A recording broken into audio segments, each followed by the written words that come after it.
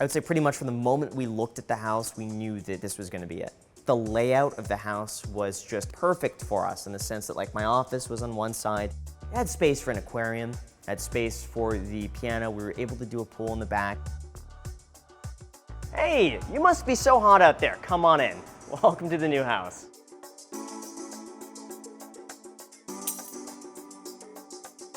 My name is Stephan. I'm 31 years old. I live in Las Vegas, Nevada. The house is 4 bedrooms plus an office and 3.5 bathrooms. I paid $1,440,000 for it.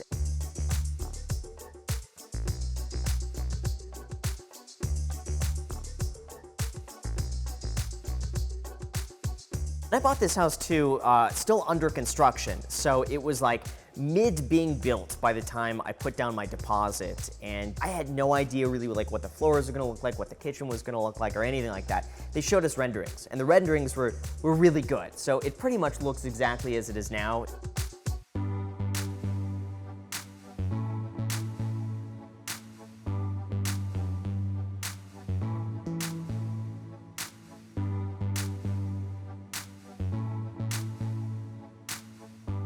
So one of the coolest things about this house that I really like is that it's big enough for all of us and it doesn't feel cramped. Like we could have friends over, we could have family over, and we actually have space for them in a way that we just didn't have before.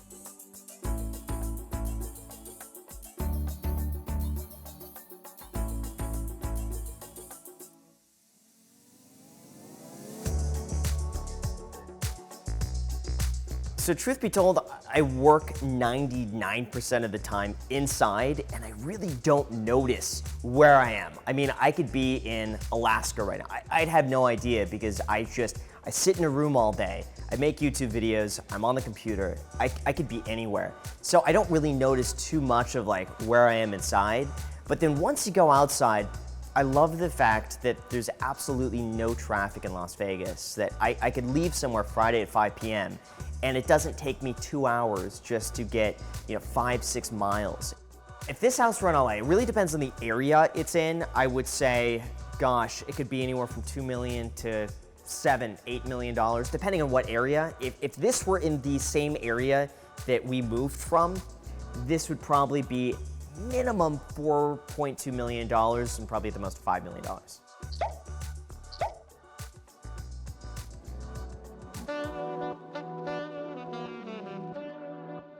It's actually a really funny story how I got this house here, but I had a friend in Las Vegas and he was showing us around the area and he mentioned that he's building a home and the home next to his was for sale. And we're really good friends and we do a lot of work together, and it just so happened to work out that like, wait a second, he's next door and I could buy this house and we could live next to each other. That was just the coolest thing, and we fell in love with this house and it worked out perfectly, and now we're neighbors. I got under contract in summer of last year, and then since then the property values in this community have gone up like 15 to 20%. It's insane. So this would have been 20% more had I waited until today to buy the same house.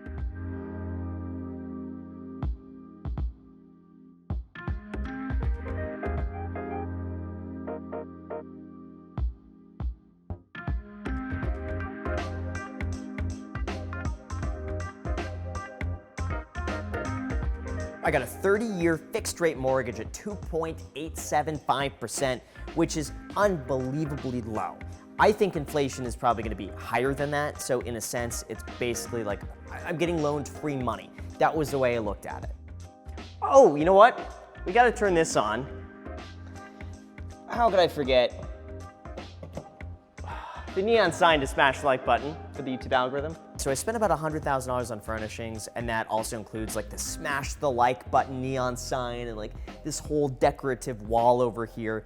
And then I spent another, I think it's $115,000 on the pool and landscape in the back.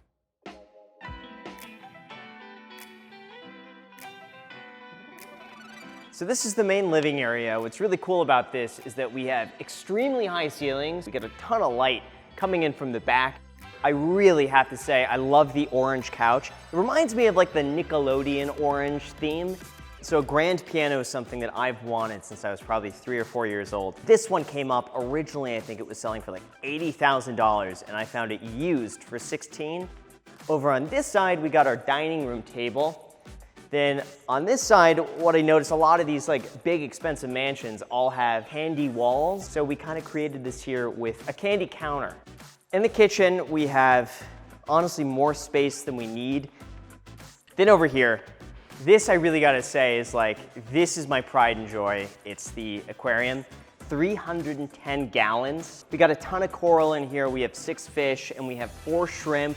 There's, I think, 50 hermit crabs and I think 70 snails. I really wanted to design this in such a way that was a statement piece so that like when you walk in, you could see through the tank and into the living room, and this almost acts as a bit like a room divider. And now we have the main bedroom this way.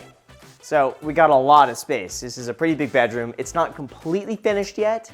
Across this side, obviously, we have windows that just overlook the entire hillside. So on either side, we have walk-in closets. And then over here, we have the bathroom. It's massive. I'm not used to this amount of space. We got a huge shower here, huge bathtub, 2 sinks, large mirror, then obviously the bathroom. So now on this side, we've definitely maximized the space here. We're trying to be very efficient. So this room is a dual purpose. We open it up and we have both the laundry room and Alex's office. So as we can see, we got these bad boys right here, and then Alex set up his desk right here because listen, we got too big of a laundry room. We're never in here. It's just like we're just doing laundry, so we may as well dual purpose the room. And then we have what's soon going to be the dedicated podcast room. So as you can see, it's still a bit of a work in progress, but this is where Jack works. And we got Jack's room over here. It's really cool that we're able to live in the same house, and he's got a long commute, so he just goes back and forth. And this is my office. Come on in. So this, I have to say, is probably quadruple the size of the office that I came from. So now I actually have enough space to sit down, work, and when I'm filming, it's usually over here on this side or it's facing this way to the car. So this was one of the huge selling points of the house, was that there was a garage that was already built attached to this room. So this room, they call it a man cave. And now we have the outside. The difficulty back here is it gets really windy at night. But anyway, this just recently got finished. We got a pool with a little fire pit over here with a water feature that basically is like a little waterfall that comes down in front of the fire, which is neat. On this side, then we have the jacuzzi. And then over here, that's a bit of AstroTurf and just some chairs. At some point though, I want to build a canopy over top because as nice as it is out here, there's zero shade.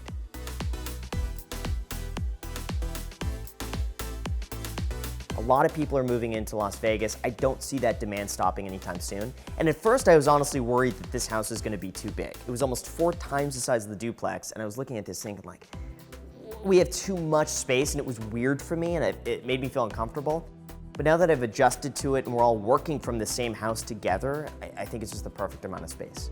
If you had told me even 5 years ago that I'd be in Las Vegas, wouldn't have believed it. So I'm sure anything could happen, but as of right now, I've been really happy in Las Vegas, and I could see staying here for quite some time.